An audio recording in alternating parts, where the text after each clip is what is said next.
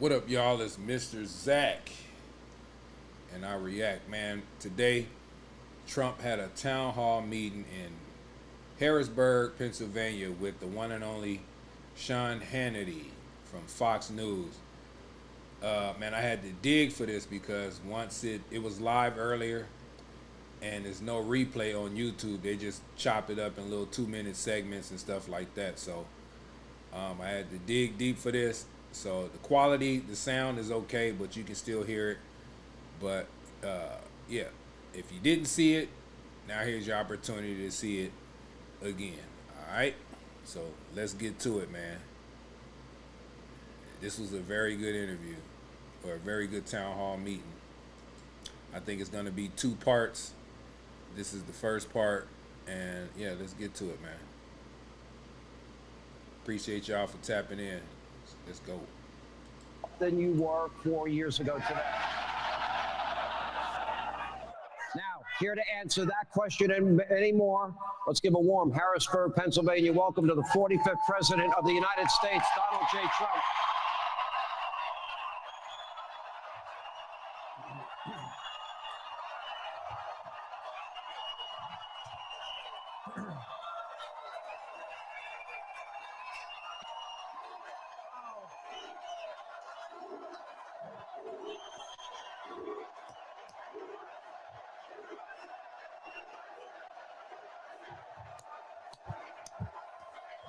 Thank you very much.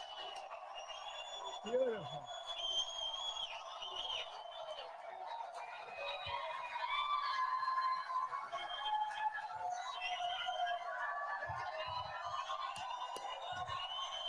Hello, everybody. Hi, Sean. How are you, sir? Great to see you. Grab a seat. Okay. Get comfortable. Hello, everybody. Thank you, David.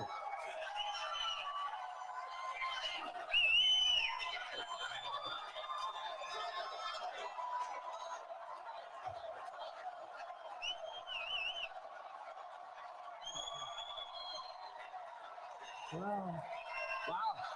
Nice crowd. I would say It's a big crowd. You know, I mentioned we had this terrible shooting in Georgia. Right. Our prayers are with our friends in Georgia. And I've been doing town halls and interviews in public with you for all these years since you got into the political arena. And I told this audience, never before have restrictions been so tight, obviously after the assassination attempt as well. And Director Ray said the threat level has never been this bad. He said it 5 consecutive times before Congress. What is going on? Well, it's a sick and angry world for a lot of reasons, and we're going to make it better. We're going to heal our world. We're going to get rid of all these wars that are starting all over the place because of incompetent American leadership. And we're going to make it better. You know, Viktor Orban made a statement. They said, bring Trump back and we won't have any problems. He was very strong about that. So we're going to hopefully do very well. We have an election coming up, and actually, you know, they keep saying 60, but it starts in Delaware and North Carolina and other places a lot sooner than that. So we're going to be, I think we're going to be very well set up to do a great job. And do we love Pennsylvania? Do we love it?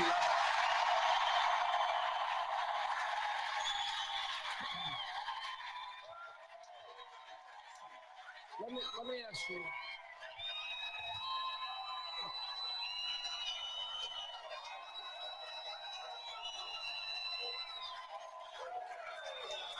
Mr. President, let me ask you this. Between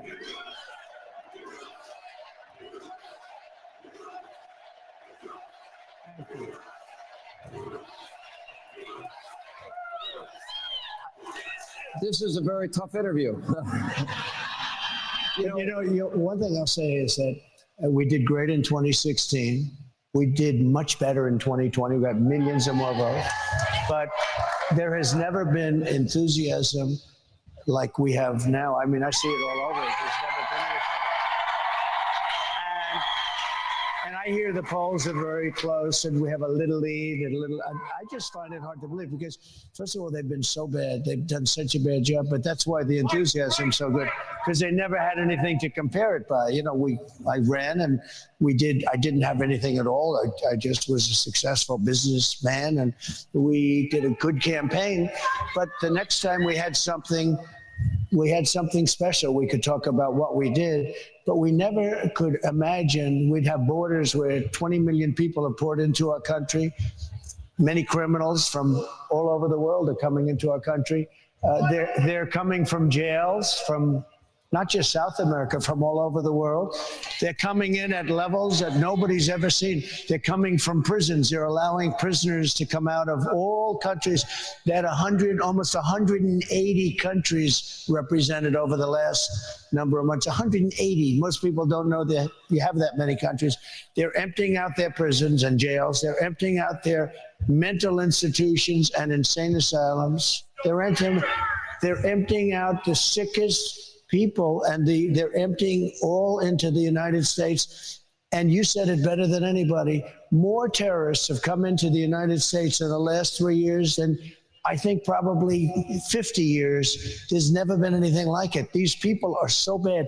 They're so dangerous. What they've done to our country is they're destroying our country, and we can't let this happen. If they won, you'd have not 20 million, you'll have 100 million people. You won't have Social Security, you won't have Medicare, you won't have anything. Already, if you take a look at the numbers, they're filling up and loading up Social Security, Medicare with illegal immigrants that have come into our country, many of them from jails and many of them from very bad places. And we're not going to destroy our country, Sean. Well, I'm going to play Kamala Harris and the comments that she has made about the border, because I think this is important. I want to play her in her own words about this. You're right. We have people, almost 11 million plus. We don't know how many gotaways there are. We have hundreds of known terrorists that have entered the country. We don't know what countries they've come from. We're allowing people in. They've come in from Iran, Syria, Egypt, Afghanistan, China, tens and tens of thousands, Russia, Venezuela. I don't think they're coming here because they want a better life, as maybe some other people are. And we know nothing about them. We haven't vetted them. I scroll the names often on this show of people that have been murdered, people that have been raped, people victims of violent crime. And this is all happening by unvetted Harris Biden illegal immigrants. What is I can play your tape. I'll play that maybe after your answer, but what is your reaction to you've spoken to some of the families and loved ones. I said at the beginning, I said, I heard they were going to have open borders. They want open borders. She wants open borders. Now she's all of a sudden saying, oh, I think we'll close the borders. She was the border czar, whether you like it or not. But even if you don't want to use that term, she was in charge of the border. It's the worst border in the history of the world, not just here. There's never been a country that allowed 21 million people to come in over a 3-year period. There's never been. And 21 million people, many of whom are from prisons, many of whom are murderers and drug dealers and child traffickers. And by the way, women traffickers. You know, women trafficking is the biggest, and they're traffickers in women. And they're coming in now, and they're putting them in our Social Security accounts, and they're putting them in our Medicare. And just one thing, if you take a look over the last week, I said this was going to happen, and it's happening. Because these people are tougher than our criminals. Our criminals are nice people by comparison. That's the only good thing. We're showing how nice our criminals are. They came from 22 people recently came from the Congo in Africa. Where do you come from? Prison. What did you do? We refuse to say. We're letting everybody in. We're letting everybody in. Take a look at Aurora in Colorado, where Venezuelans are taking over the whole town. They're taking over buildings, the whole town. And the sheriff, who can blame them? I mean, they have AK-47s. You saw it the other day. They're knocking down doors and occupying apartments of people. The people are petrified. And it's getting worse and worse. You look at New York, Chicago, Los Angeles, and now you look at all over the place. You take a look at Iowa, Idaho, places that never had the problem. They're pouring in. 21 million people, that's bigger than New York. And we have to stop it. And we have to do the largest deportation in the history.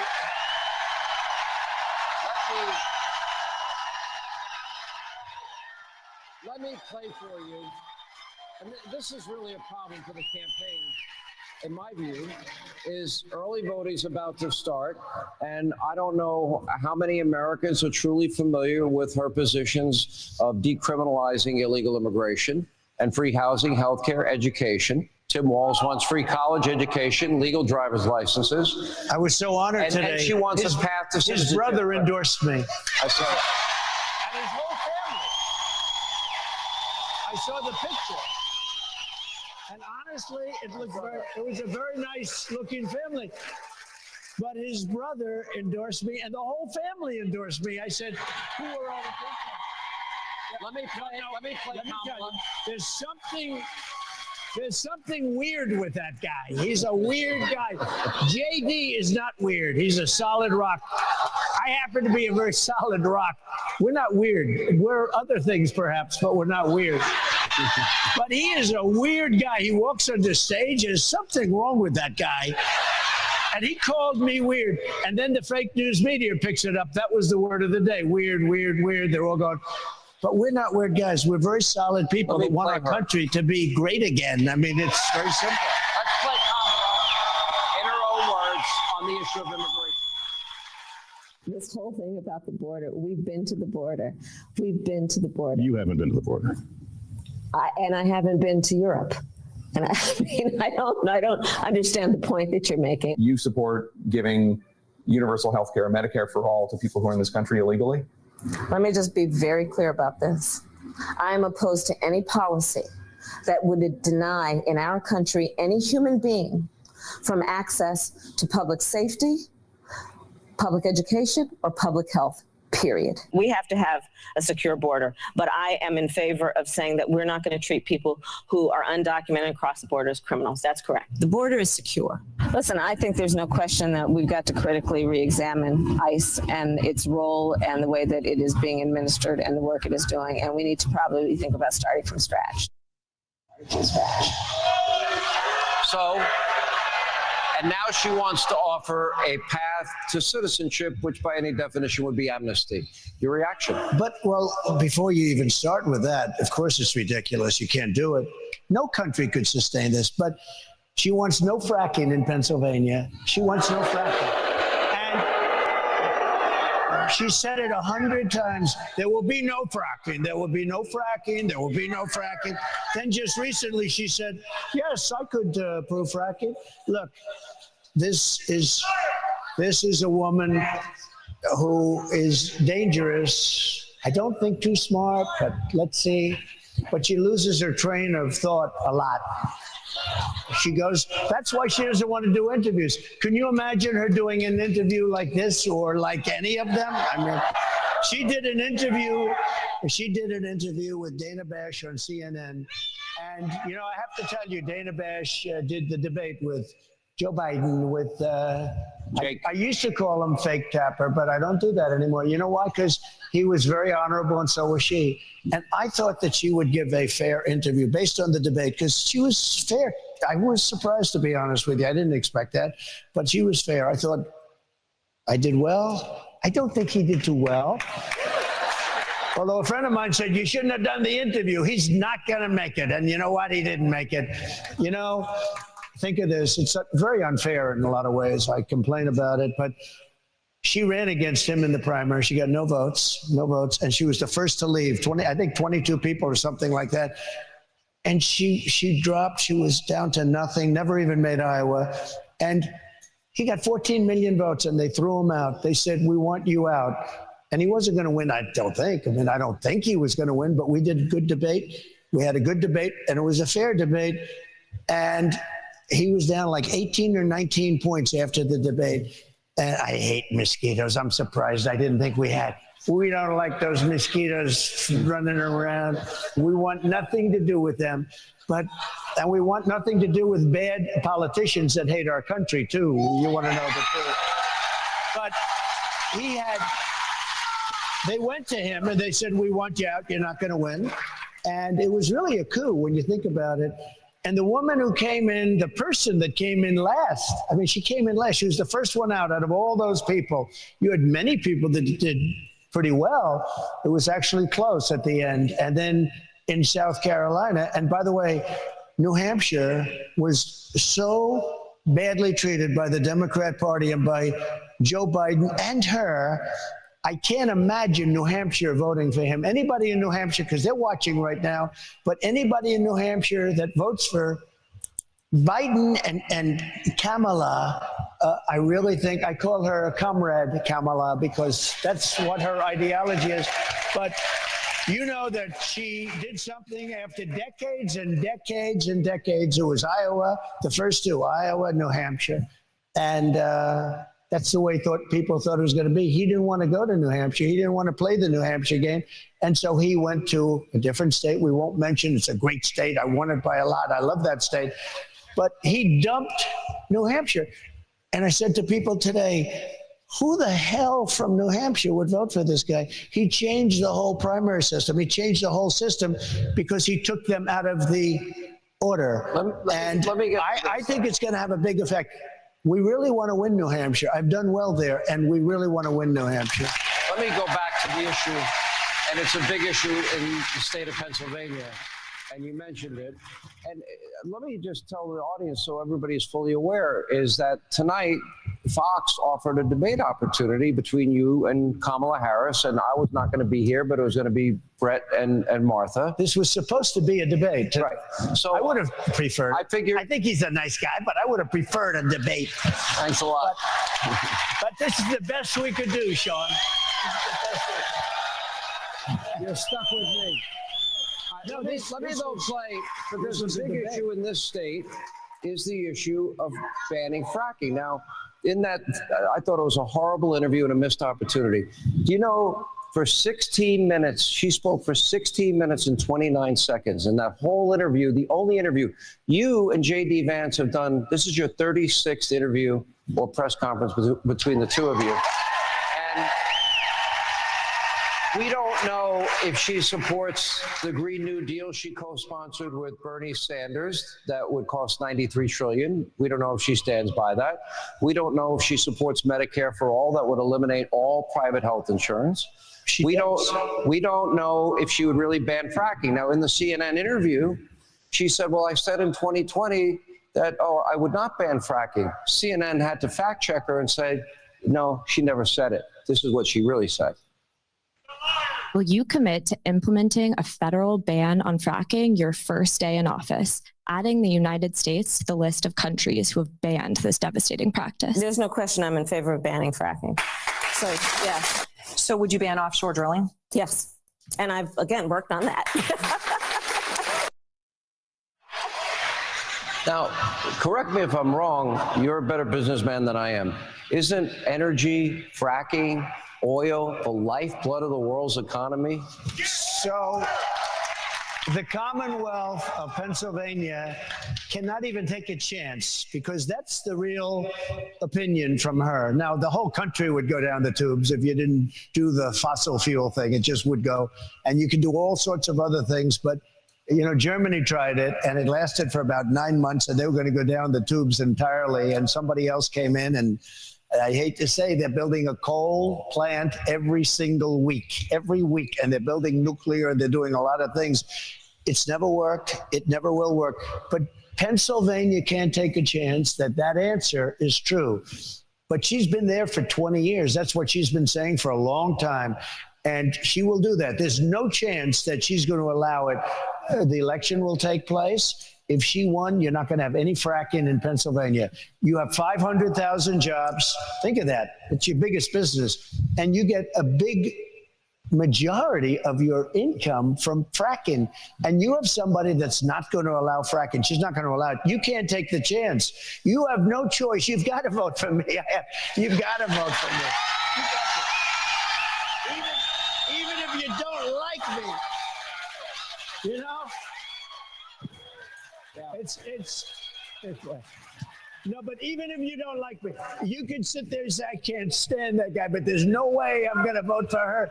No, you have to have fracking. You know, you're the biggest in the country for this. You have two of the biggest sites in the world. It's a massive business for Pennsylvania, and you can't take a chance. She will not allow fracking. She's not going to, and she's got a lot of other problems too. But for your particular, for the Commonwealth, you have no choice if I may, but to allow it. 16 minutes and 30 seconds are up. Thank you for being with us. Thank you very much.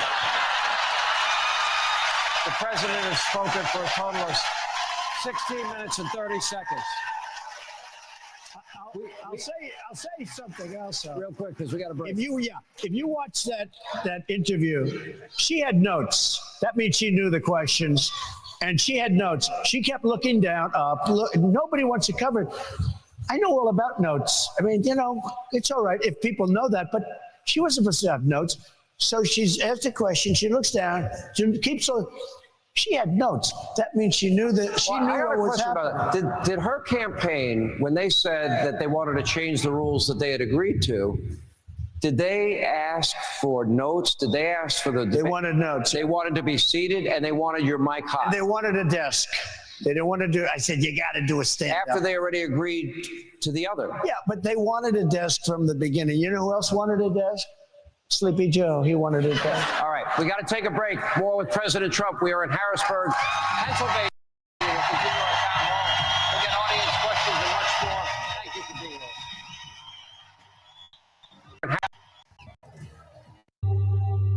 with us. Yes. Family company.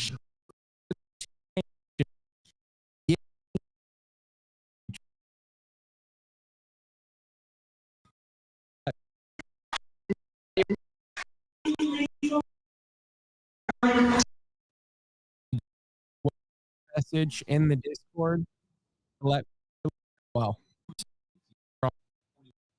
Use that term, radical Islamic terrorism, which ignores how Muslims have overwhelmingly been the greatest victims of terror.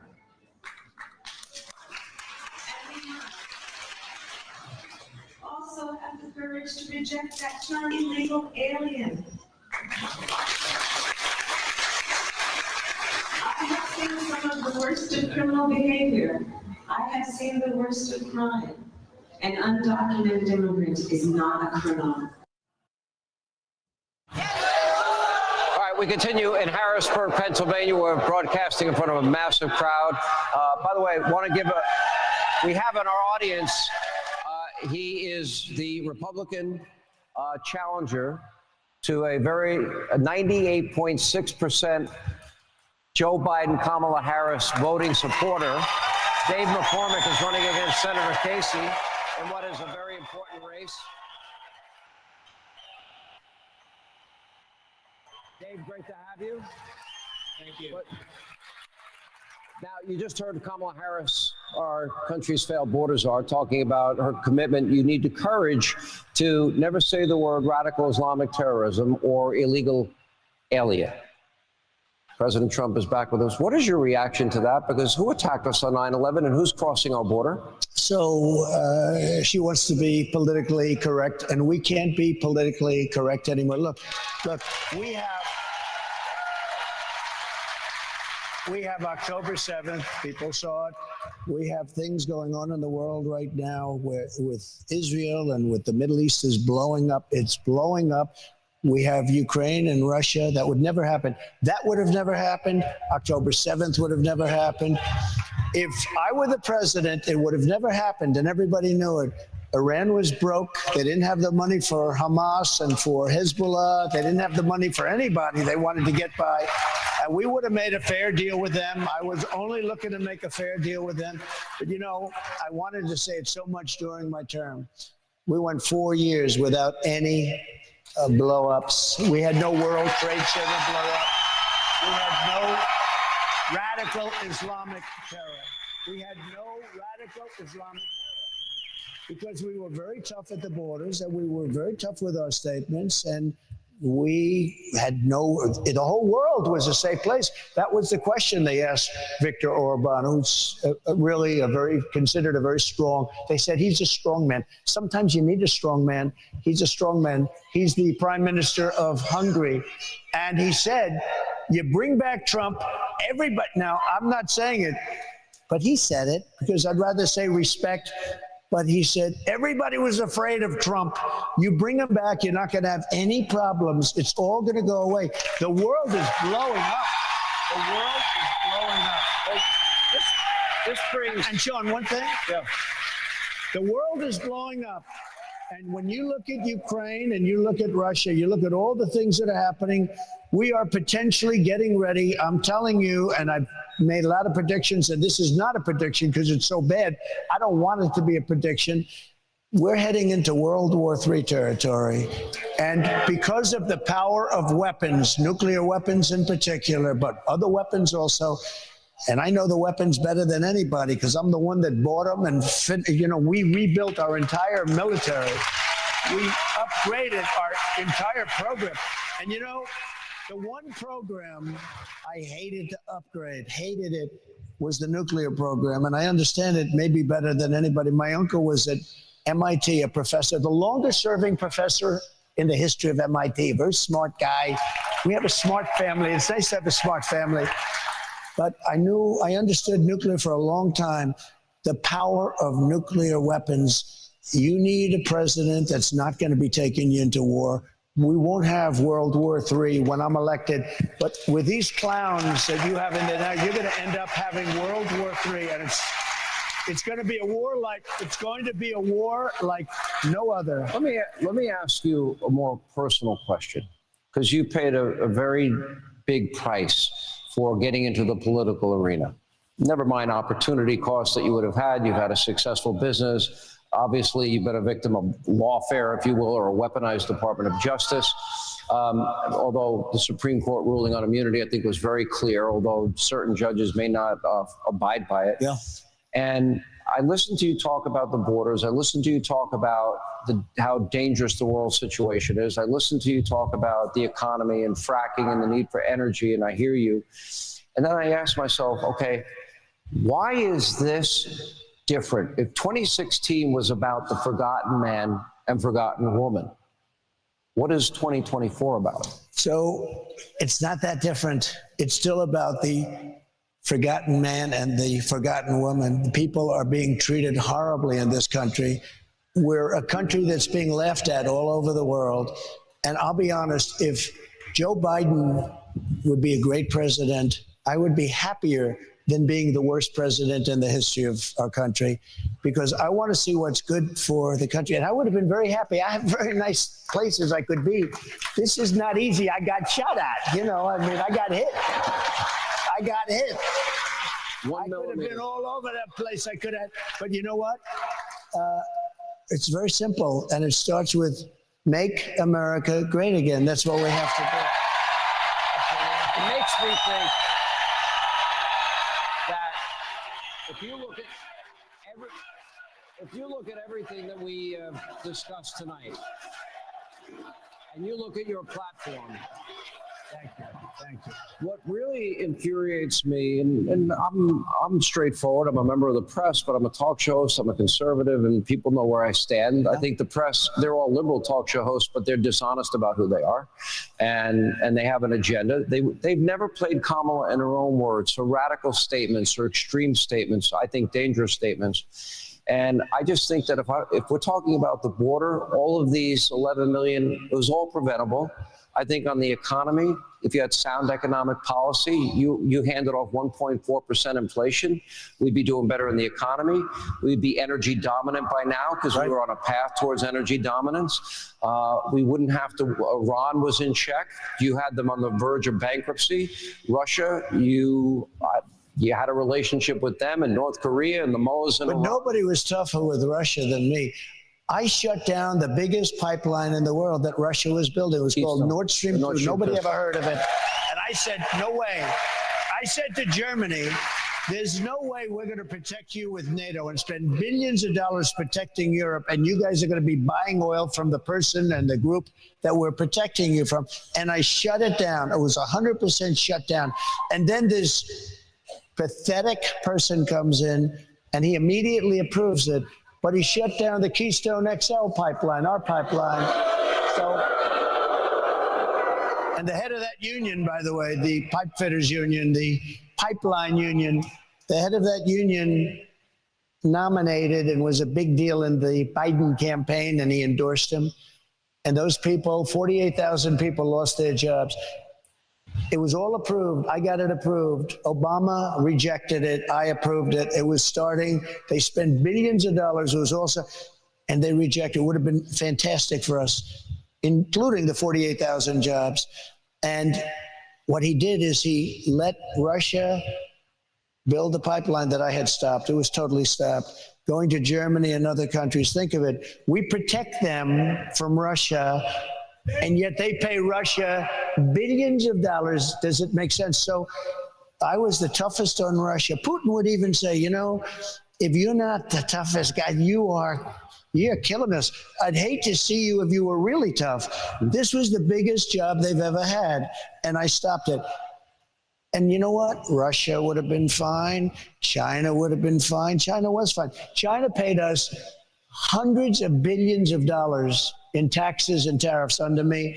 Under no other president, and I mean right from the beginning, did they pay 10 cents. You know, we're going to get to audience questions. I do have a question as we go to break. And I think this should be a question asked in every presidential election. And I'll ask the people here in Harrisburg, are you better off than you were 4 years ago? Okay. When we come back, more former President Trump. We're in Harrisburg, PA, as we continue.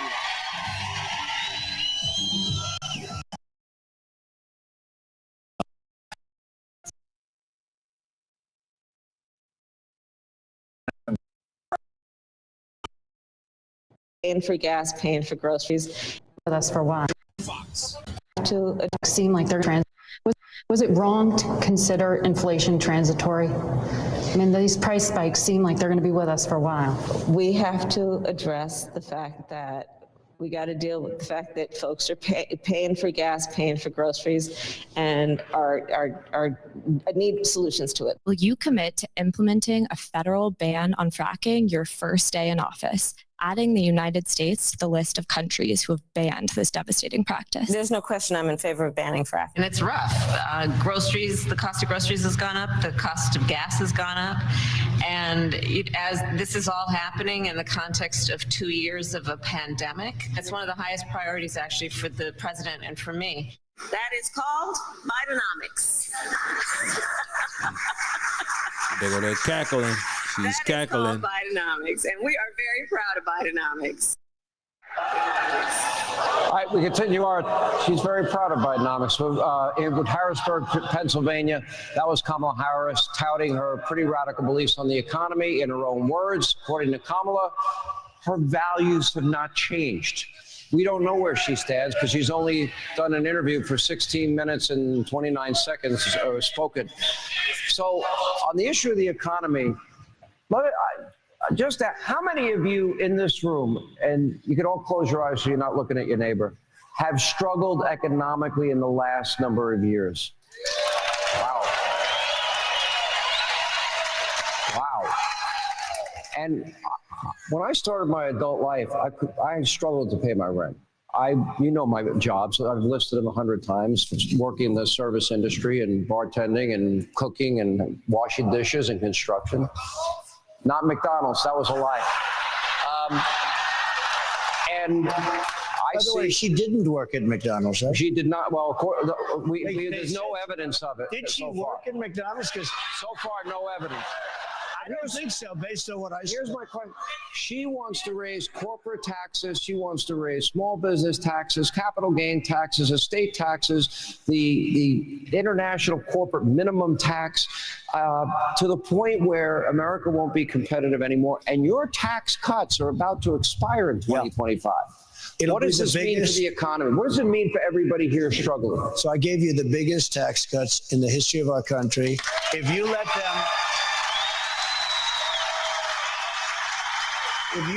the Trump tax cuts expire, which she wants to do, she wants to terminate them. If you do that, you will suffer the biggest tax increase in history. There's never been a tax increase like it. On top of which, she wants to add a lot of tax. This country will end up, and I've said this a lot, and I mean it, this country will end up in a depression if she becomes president, like 1929. This will be a 1929 depression. She has no idea what the hell she's doing. What if unrealized capital gains taxes were implemented? What would she wants to do that. This is where you have something, you don't even know what the value is. I tell you what, if that's going to happen, go out and open an appraisal company because you're going to make a fortune. That's about the only group that's going to make it, and accountants. It is the craziest idea. And remember this, very rich people and big international corporations, they don't have to stay in the United States. And they will be forced to leave for other countries. They can't afford to do a thing like that. They may have great wealth and no cash, and they're going to have to pay cash. Where are they going to get the cash? If they do that, the unrealized capital gain, it's been talked about for a few years by ultra-left Marxists only. Like her father's a Marxist. Her father's a Marxist teacher of economics. Can you believe this? But if that happened, this country, and I think forgetting about that particular, she's got a lot of things that are just as bad. If she gets in, I think we will have a depression, 1929 style depression. That's what I think will happen to our country. Already they've set us on a path. What about price gauging, as she calls it, or gouging? Well, she called it gauging. And what if they implement that and then price controls? Yeah. That's been tried in many times. The former Soviet Union, Venezuela, even in this country in the 70s, it was a disaster. Yeah. Every time it's been tried, no matter over hundreds of years, not just over hundreds of years, price controls, you end up with no product, you end up with massive inflation, and you end up with the destruction of a country. How does this impact? How do high interest rates impact? How does inflation impact everybody that's here? Well, they can't buy a home. They can't do anything. Your business is stopped up. You can't borrow money. And by the way, I had interest rates at 2%. Now they're 10%, but you can't get the money. You can't get the money. There's no money available. So 10% is right. If you can't get the money, 10% is not the right number. It's got to be much more than that. You can't borrow money to buy a house now. It really is unbelievable. So we have all of this. Now, let me talk about, in 6 days, you will have probably your only opportunity to debate Kamala Harris. Yeah. If I vote instead of George Stephanopoulos' network that I get to moderate the debate.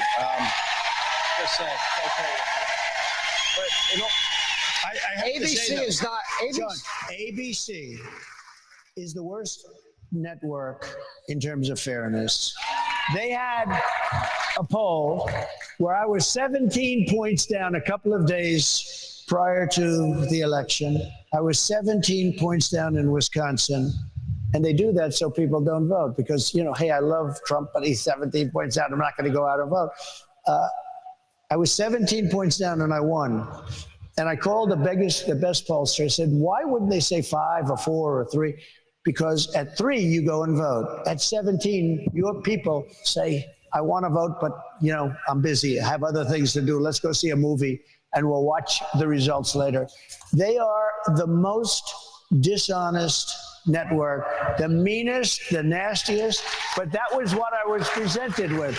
I was presented with ABC, George Slopadopoulos. You know who he is? And he's a nasty guy. And yet, he's a nasty guy. I've had him up to here. But let me tell you, he's a very, very bad kind of a guy. But I watched his interview of Joe Biden. It was like the softest interview I've ever seen. It was softer than the CNN interview of Kamala. But they're very nasty. And I think a lot of people are going to be watching to see how nasty they are, how unfair they are. I agreed to do it because they wouldn't do any other network. The other thing is, Her best friend is the head of the network. Her husband's best friend is married to the head of the network. And they're going to get the questions. I've already heard they're going to get the questions in advance. They even have Donna Brazil. Remember Donna Brazil? She gave Donna Brazil. They heckling. She's the real beauty. Donna Brazil. She gave Hillary Clinton the questions. You remember that? And she works for ABC, and she's at the round table talking about the debate. So we're going to watch very closely, but you're not allowed to do it. We even have a clause in the contract. You can't give them the question. I'm not sure it's going to help her that much, though. I think you might give her the questions and give her the answers with the questions. I'm not sure it's going to help her. I don't know. All right, now, so unlike Kamala Harris, our time is actually up. However, we're going to let Dave McCormick ask the first question, and we're going to air that not tonight, but tomorrow night. He always does this, yeah. I do. Our time's up, but you know what? Let's make 2 shows out of it. More from President Trump as we continue. We are in the all-important state of Pennsylvania in Harrisburg. Thank you for being with us.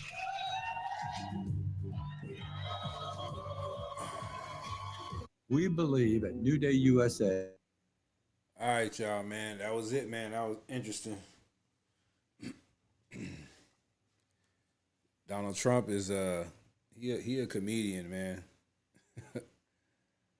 I was having a little issue. My camera was a little bit blurry, but it was all right. I kind of fixed it towards the end. But y'all didn't need to see me. Y'all came here to tune in to that town hall meeting, man, in Harrisburg, Pennsylvania. Part 2, I guess, they're going to do it tomorrow. I'm hoping so, because he has a lot more to talk about the policies and things like that. But, man, Donald Trump is a comedian, man. He will put you down. He'll put you down. Yeah, man, I'm about to get off of here, man. I appreciate everybody for tapping in. Y'all hit that subscribe button on the way out, and I'm about to be live in probably about another 30 minutes. I'm going to be surfing the web, few reactions to a few things that I've seen. And yeah, man, y'all chill with your boy, man. I appreciate y'all, man. I pray y'all all have a prosperous life. You know what I'm saying? So, and make our country great again, because right now, it's looking kind of crazy. It's looking kind of crazy. Man. Anyway, man, I'm up out of here, man. I appreciate y'all, man. All right. God bless America.